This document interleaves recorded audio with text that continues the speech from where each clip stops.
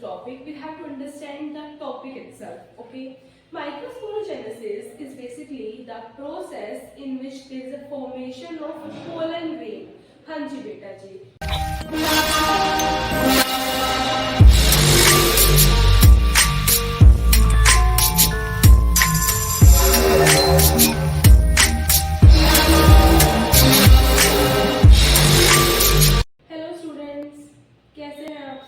I hope you all are doing well. Okay, so in today's class we are going to discuss very important topic from the class 12, and the topic is microsporogenesis. As we all know that this topic covers 1 or 2 mark from NEET exams and 2 to 3 marker questions in board exam. So like this is a very important topic from every aspect, either for the entrance exam or for any board exams. Okay, so let's start. So what basically is this microsporogenesis? Whenever we are going to settle this topic, we have to understand the topic itself. Okay, microsporogenesis is basically the process in which there is a formation of a pollen grain. हाँ जी बेटा जी, pollen grain का formation किससे? Microspore mother cell से. By which process? By the process of meiosis. So in simple terms, we can say that microsporogenesis is the process that produces pollen grain, means microspore inside the pollen sac, that is our microsporangium. और ये है क्या, किस process से हो रहा है? ये जो प्रोडक्शन हो रहा है पोलन ग्रेन का किसके अंदर, पोलन सैक के अंदर, वो किस प्रोसेस से हो रहा है बेटा? उसमें डिवीजन हो रहा है. कौन सा? Reductional division. रिडक्शनल डिवीजन मतलब है मियोटिक प्रोसेस या माइटोटिक प्रोसेस. ऑफ कोर्स बेटा माइटोसिस. ओके, अब इससे बनेगा क्या? पोलन ग्रेन है क्या? पोलन ग्रेन हमारा मेल गैमेटोफाइट है. हमारा जो फर्स्ट मेल गैमेट बनेगा वो किसके प्रोसेस के थ्रू बनेगा? वो बनेगा हमारा माइक्रोस्पोरोजेनेसिस के थ्रू बनेगा. अब माइक्रोस्पोरोजेनेसिस समझने के लिए हमें पता होना चाहिए कि हमारे पास मेल रिप्रोडक्टिव यूनिट कौन सी है फ्लावर के अंदर. अब ये पढ़ने के लिए हमें पता है फ्लावर है हमारे पास, फ्लावर के पास स्टैमेन होता है. स्टैमेन हमारा मेल रिप्रोडक्टिव पार्ट है फ्लावर का. ओके, स्टैमेन पे हमारे पास होता है एक तो anther and connected is the filament. अगर मैं इसकी बात कर रही हूँ, ये मेरा अगर एंथर है, ये फिलामेंट है. फिलामेंट अटैच होता है बेस से, प्रोक्सिमल एंड से. किसके प्रोक्सिमल एंड से? थैलेमस से. ठीक है, या पैटर्न से. ठीक है, हमारा जो ऊपर का पोर्शन है जो कि हमारा क्या है बच्चे? एंथर है. एंथर हमारा थीकस होता है. ठीक है, फिलामेंट है ये हमारा एंथर है. एंथर के अंदर हम जो बात कर रहे हैं उसमें हमारे क्या होंगे? पोलन सेक्स होंगे. उसके अंदर बच्चों क्या होंगे? पोलन ग्रेन होंगे. प्यारे बच्चों, ये जो स्टेमन का स्ट्रक्चर है जो कि हमारा क्या है? मेल रिप्रोडक्टिव पार्ट है. उसके पास एंथर है, फिलामेंट है. ठीक है, अब जब मैं इसके लॉन्गिट्यूडनल सेक्शन को देखूंगी एंथर को, तो मुझे कुछ इस तरीके का स्ट्रक्चर दिखा रहा होगा. एक लोब, सेकंड लोब. ये हमारा हो गया बाइलोब स्ट्रक्चर. वहीं अगर मैं बात करूं इसको डाइथिकस क्यों बोला जा रहा है बेटा? थीका मतलब होता है कंपार्टमेंट, बॉक्सेस. ठीक है, अब डाई मतलब होता है टू. अब टू तो ठीक है, डाई तो हमें समझ आ रहा है कि 2 लोब है, बट बेटा each lobe contain 2 compartments. Each lobe contain 2 compartment. That is why dithecous. Thecous means compartment. देखते हैं कैसे बोल रहा है डाइथिकस.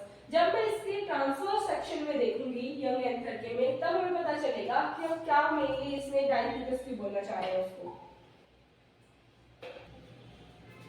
ये हमारा बाइलोब वाला स्ट्रक्चर है एंथर का. ठीक है, हमने इसको ट्रांसवर्सली जब कट किया तो हमने ये देखा इसके पास 2 लोब तो था, बट ईच लोब के अंदर 2 कंपार्टमेंट्स थे. 1 2 1 2. काउंटिंग करूं तो 1 2 3 4. इसके पास टोटल 4 पोलन सेक्स है. हम जब बात कर रहे थे formation of pollen grain in pollen sec.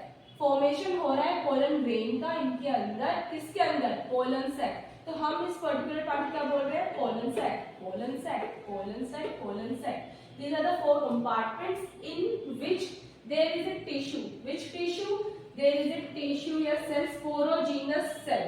Sporogenous cell. अब आप इसमें यहाँ पे याद रखिएगा, इसके आगे हम फंक्शन बताएंगे. ठीक है, पोलन सैक समझ आया, डाइथिकस भी कह रहे हैं समझ आया, बाइलोब बोल रहे समझ आया. अब मैं इसको आपको डायग्राम में समझाने जा रही हूँ. अच्छा, जैसे ही हम स्ट्रक्चर को ओपन अप करेंगे हम देखेंगे बेसिकली एंथर के पास 4 कंपार्टमेंट्स है, 4 पोलन सेक्स है, ठीक है बेटा। इसकी कुछ लेयरिंग्स होती है, होता है ना, करके पत्ते निकली जा रही है, जितने चारे इसके हमें दिखने जा रहे हैं वो है, इसके पास जो फर्स्ट लेयर होगी बच्चा वो होगी एपिडर्मिस, सेकंड लेयर इसकी होगी एंडोथीशियम, देन इसकी आएगी middle layer and the most important is tapetum.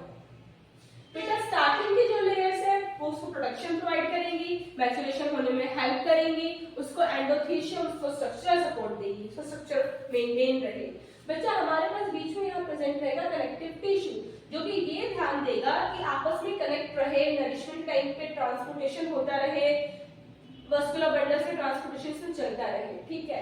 अब बेसिकली हमारे पास क्या होता है, टैपेटम जो लेयर है वो नरिशमेंट प्रोवाइड करती है। नरिशमेंट किसको प्रोवाइड करेगी, हमारे पास जो पोलन सैक है, पोलन सैक के अंदर मैंने कौन सा टिश्यू बताया था बच्चे, स्पोरोजीनस सेल बताया था, टिश्यू बताया था। स्पोरोजीनस जो हमारे पास यहाँ पे सेल है, उसकी ईच एंड एवरी सेल के पास इतना कैपेसिटी है कि इससे जब ये डिवीजन करेगा तो स्पोरोजीनस सेल का हर एक individual cell microspore mother cell कहलाएगा। मतलब उसके पास इतनी कैपेसिटी है कि वो न्यू पोलन ग्रेन्स को मैच्योर करेगा।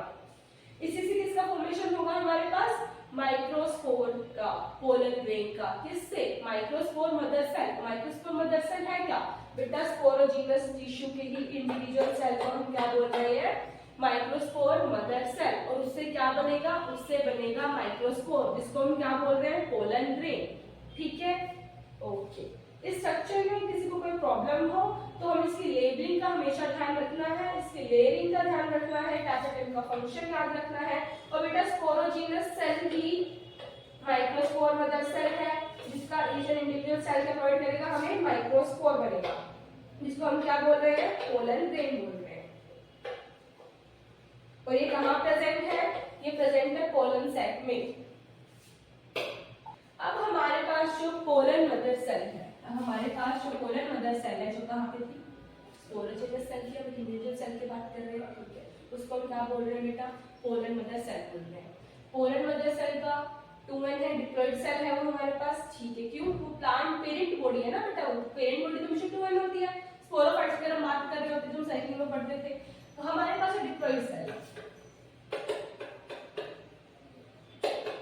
अब ये अंडरगो जाएगा मियोटिक डिवीजन में, कौन सा बेटा, ये अंडरगो करेगा मियोसिस में। अब मियोसिस होता है रिडक्शनल डिवीजन, हमें एट द एंड मिलेगा 4 डॉटर सेल्स। तो फर्स्ट बनेगा डायरेक्ट 2 में डिवीजन, देन बनेगा टेट्राड, टेट्राड कब बनेगा, जब माइटोटिक डिवीजन सेकंड चलेगा, ठीक है। अब यहाँ पे सेल नंबर क्या हो गया, हैप्लॉइड हो गया, डिप्लॉइड से हो गया है, ठीक है। हमारे पास यहाँ पे 4 हैप्लॉइड माइक्रोस्पोर्स आ गए हैं। Now each of them are able to be form mature pollen grain, ठीक है। अब हम जो बात करेंगे तो हमारा ये क्या बन गया है बेटा, पोलन ग्रेन, माइक्रोस्पोर हम इसे बोल रहे हैं।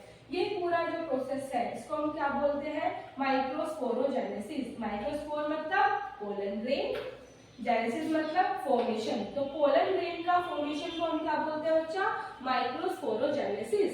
एक क्विकली रिवीजन करा देती हूँ आपका इस टॉपिक का। हमने सबसे पहले बात की थी एंथर के बारे में, फिलामेंट के बारे में। एंथर फिलामेंट कंबाइन होकर क्या बना रहे हैं बेटा, स्टैमेन। और स्टैमेन हमारे पास क्या है, male reproductive part of flower, ठीक है। अब एंथर का जब मैं लॉन्गिट्यूडिनल स्ट्रक्चर देख रही हूँ तो हमें समझ आता है, बाहर से देखने में बाइलोब स्ट्रक्चर है। कैसा है बेटा, बाइलोब में 2 लोब है, ठीक है। अब उसके 2 लोब में 2 कंपार्टमेंट्स भी है, तो उसमें क्या बोल रहे हैं, डाइथिकस बोल रहे हैं, ठीक है। अगर उसके पास अंदर में 4 पोलन सेक प्रेजेंट है, पोलन सेक्स के अंदर स्पोरोजीनस सेल है, स्पोरोजीनस सेल्स का इंडिविजुअल जो सेल है उसको हम माइक्रोस्पोर मदर सेल या पोलन मदर सेल बोल सकते हैं।